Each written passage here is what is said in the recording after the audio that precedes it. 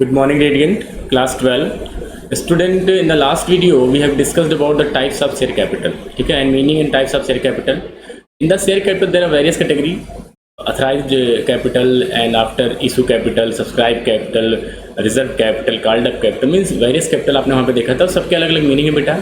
आज का जो टॉपिक है वो बहुत इंपॉर्टेंट है कि एक्चुअली बेटा आज का जो टॉपिक है उसमें आप जो है नई बैलेंस शीट जो है एक नए तरीके से देखेंगे कि जो नई balance sheet as per the companies act 2013 किस तरीके से होती है, ठीक है।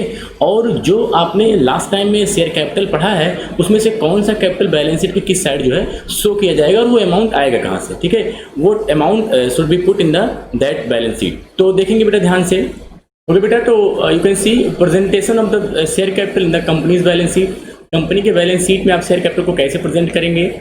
सो as per the schedule third, you can see schedule third of the companies act 2013। तो कंपनीज एक्ट 2013 का ये शेड्यूल थर्ड में बताया गया है कि नई बैलेंस शीट किस तरीके से आप प्रेजेंट करते हैं। Extract of balance sheet as at, जो भी आपका डेट होगा, आपको पता है कि एक्सट्रैक्ट ऑफ बैलेंस शीट आप मतलब किस कंपनी की बैलेंस शीट, जैसे extract of balance sheet of X company limited, of Samsung company limited, of any company limited, यहाँ पे कंपनी का नाम भी आप मेंशन करेंगे। As at means what date you are going to prepare, means 31 March 2016 या 17 या जो भी है वो डेट भी आप यहाँ पे मेंशन करेंगे। इसके बाद अभी तक बेटा आपने देखा था, थोड़ा सा मैं अगर आपको रिकॉल करता हूँ तो 11th की जो बैलेंस शीट थी वो कुछ इस तरीके से थी, याद है बेटा। आपकी बैलेंस शीट कुछ इस तरीके से थी, मतलब लाइबिलिटी यहाँ रखते थे, आप असेट्स यहाँ रखते थे। तो कहीं ना कहीं कह सकते हैं सर वो जो है वो हॉरिजॉन्टल फॉर्म में थी, एक तरफ लाइबिलिटी एक तरफ असेट्स होते थे, ठीक है, एक टीसीएफ अकाउंट जैसा। बट अब जो बैलेंस शीट आप शेड्यूल थर्ड के अकॉर्डिंग पढ़ेंगे बेटा वो पूरी तरीके से चेंज है। चेंज का मतलब क्या है कि अब ये जो पूरी तरीके से वर्टिकल फॉर्म में हो चुकी है, पूरी तरीके से जो है सीधी हो चुकी है। अब करना क्या है, अब आपको पहले लाइबिलिटीज दिखानी है, okay. So first of all you have to show liabilities. तो लाइबिलिटीज आपको दिखानी है। जब आपका लाइबिलिटीज ओवर हो जाएगा तो लाइबिलिटीज को ब्लॉक कर दीजिएगा कॉलम में, और इसके बाद तब आपका असेट्स स्टार्ट होगा, ठीक है। चलिए, तो थोड़ा सा आज तो पूरा बैलेंस शीट नहीं हो पाएगा, लेकिन आज हम देखेंगे कि जो शेयर कैपिटल हमने लास्ट वीडियो में पढ़ा, चाहे वो ऑथराइज्ड कैपिटल हो, चाहे वो मेन कैपिटल हो, चाहे वो इशूड कैपिटल हो, तो what capital should be put in the balance sheet. तो बेटा थोड़ा सा आप देख सकते हैं कि स्टेट ऑफ बैलेंस शीट का मैंने एक स्मॉल प्रोपोर्शन लिया है, छोटा सा प्रोपोर्शन लिया है, और वो proportion only about the equities and liabilities में सिर्फ शेयर होल्डर फंड का लिया। देखिए ये आपका पर्टिकुलर इस तरीके से नोट नंबर, अगर कोई आपका नोट नंबर है तो amount of the current year, amount of the previous year. अब ये sir previous year current year क्यों लिया जा रहा है, क्योंकि बेटा कंपनी के केस में क्या होता है कि दोनों आपका प्रीवियस परफॉर्मेंस और करंट परफॉर्मेंस दोनों आपका एक ही बैलेंस शीट में शो होना चाहिए, ठीक है। इसमें कंपेरेबिलिटी भी होती है, और जो शेयर होल्डर्स होते हैं उनको जो है यहाँ पे पैसे नहीं, मीन सभी पार्टी के लिए आराम है कि भैया चलो ठीक है प्रीवियस ईयर का भी देख लो और करंट ईयर की भी परफॉर्मेंस इस कंपनी में देख लो, if you are interested to purchase the share of the company. तो जो भी हो, तो बेटा शेयर होल्डर फंड है। पहला आपका हेडिंग क्या है, इक्विटी एंड लाइबिलिटी। क्या है इक्विटी एंड लाइबिलिटी। अच्छा बेटा अभी तक आपकी लाइबिलिटी कितने पार्ट में डिवाइड होती थी सर, 2 पार्ट में, current liability, non current liability और कैपिटल, ठीक है। अभी 3 पार्ट में फिर से हो जाएगा, current liability, non current liability. ये जो कैपिटल का प्रोपोर्शन है बेटा इसको बोला जाएगा शेयर होल्डर फंड। तो शेयर होल्डर फंड किसका काम करता है, कैपिटल का। रीजन क्या है, चूंकि बेटा यहाँ पे सिंगल ओनर नहीं है तो जो शेयर होल्डर फंड है वही मेन कैपिटल है। तो शेयर होल्डर फंड में 3 अमाउंट है बेटा, share capital, reserve and surplus and money received against share warrant. तो जो money received against share warrant ये आपके सिलेबस में नहीं है, तो आपको नहीं पढ़ना है, ठीक है, नॉट इन सिलेबस।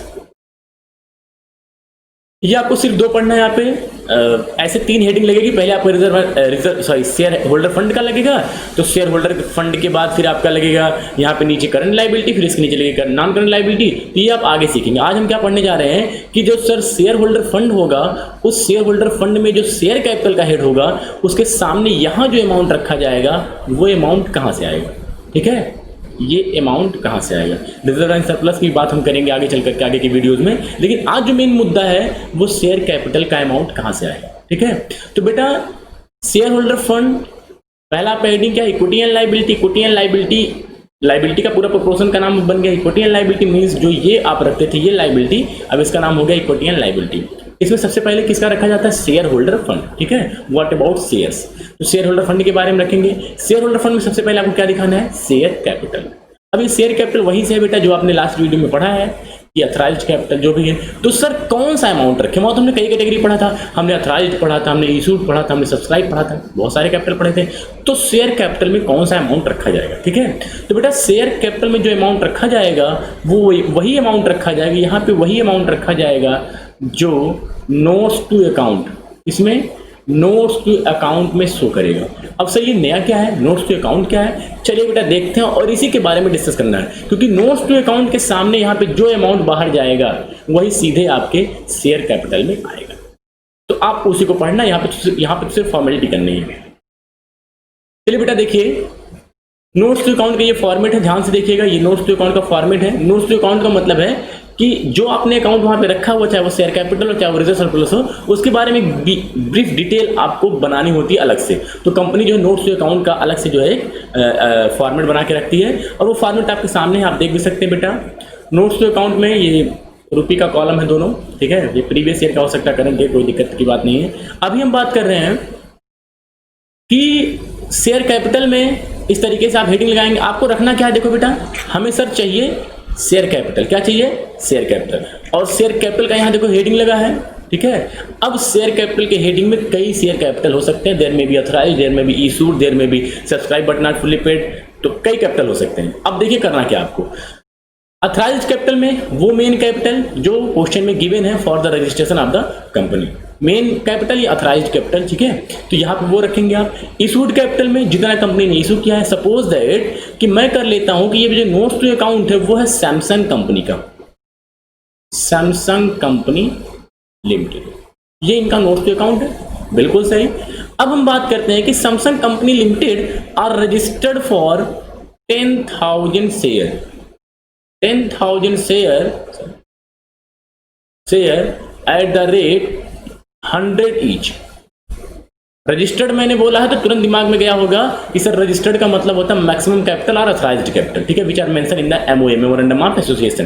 तो 10,000 शेयर का 100 रुपए के हिसाब से ये रजिस्टर्ड है। अच्छा, अब इसका कैपिटल कितना होगा, इसका कैपिटल हो जाएगा बेटा, मल्टीप्लाई कर लीजिए, ये हो जाएगा 10 लाख, ठीक है, कितना हो जाएगा बेटा, 10 लाख, ठीक है बेटा, ये 10 लाख रुपए। तो अगर ये 10 लाख रुपए होता है तो बस इसको आपको कुछ करना नहीं है, तुरंत का तुरंत इस तरीके से ब्लॉक कर देना है, ठीक है। और ध्यान से, ये कभी भी बैलेंस शीट में नहीं जाएगा। एक पॉइंट मैंने क्या बताया कि authorised capital is only about the maximum capacity और रजिस्ट्रेशन कैपिटल, ठीक है। तो आप बस उसको लिख देंगे कि कितने के रजिस्टर्ड है, 10,000 share into 100 is 10 lakh rupees, ये रजिस्टर्ड है, ये नोट्स टू अकाउंट में नहीं जाएगा, हमने यहाँ पे क्रॉस का निशान लगाया है।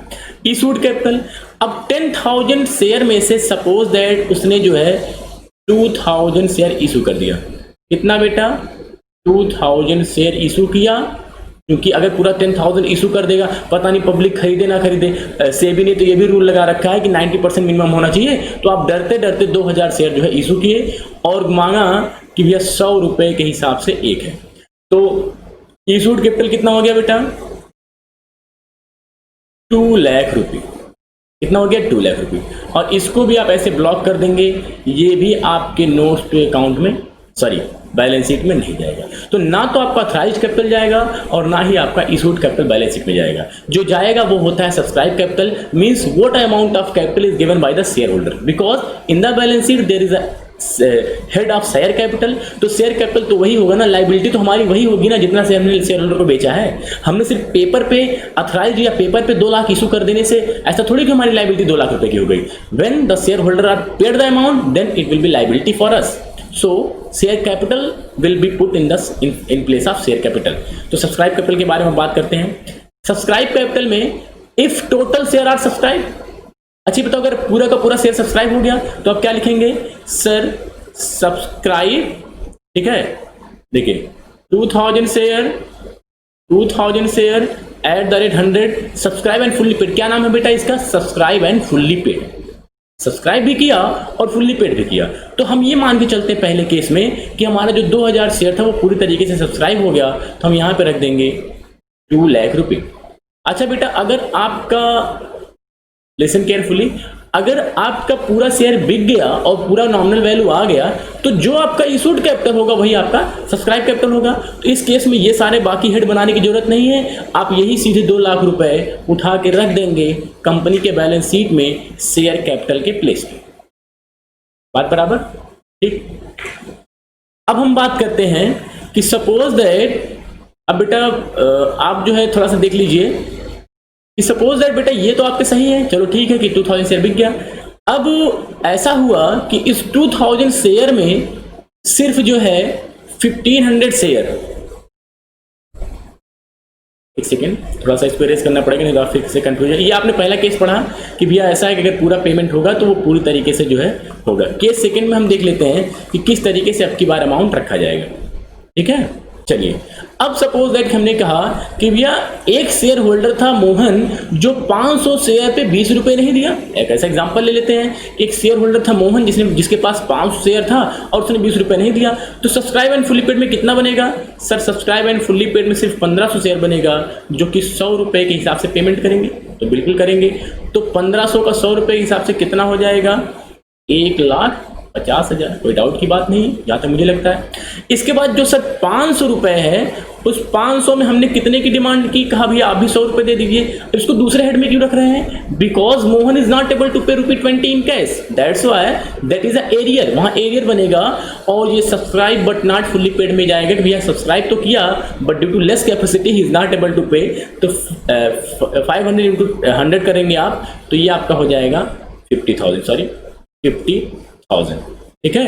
एरियर का मतलब क्या होता है? एरियर का मतलब बेटा कि ये 500 शेयर पे कितना पैसा नहीं दे पाया, 500 शेयर पे वो 20 रुपए के हिसाब से नहीं दे पाया। कॉल्स इन एरियर का मतलब है when the share holder not able to pay amount in cash या नॉट एबल टू पे या did not make the payment of the full value of the share, then the remaining value which are not paid by the share holder, that is your calls in arrear. तो बाकी का पैसा, अब यहाँ पे sir 500 का 20 रुपए के हिसाब से कितना नहीं पे किया? 10,000 रुपए। तो उसने पे कितना किया? 40,000 रुपए, ठीक है। कितना पे किया? 40,000 रुपए। और फाइनली आपके शेयर कैपिटल में जो जाएगा वो जाएगा 1,90,000 रुपए, और जो बाहर जाएगा वही शेयर कैपिटल में इस प्लेस पे रखा जाएगा, यहाँ पे 1,90,000 रुपए। बात बराबर है, ठीक है। तो जिस तरीके से बोलेगा उस तरीके से आप कर लेंगे। इसके बाद शेयर फॉरफिटेड। ये क्या होता है सर? शेयर फॉरफिटेड क्या होता है? अब बेटा शेयर फॉरफिटेड के लिए आपको थोड़ा ध्यान से देखिए कि कभी कभी क्या होता है कि जब कंपनी का शेयर जो है कोई पे नहीं कर पाता, ठीक है। कंपनी का शेयर अगर वो पे नहीं कर पाता तो कंपनी क्या करती है? उसके शेयर को फॉरफिट कर लेती है। क्या कर लेती है बेटा? फॉरफिट कर लेती है। फॉरफिट करने का मतलब क्या होता है सर? फॉरफिट करने का मतलब होता है जब्त कर लेना। जब्त मतलब कि ड्यू टू अनकॉल या due to calls in arrear company are decided to, या board of director are decided to forfeit that share, कि भैया जब्त कर लो। अब यहाँ पे सर फॉरफिट वर्ड क्यों यूज हुआ?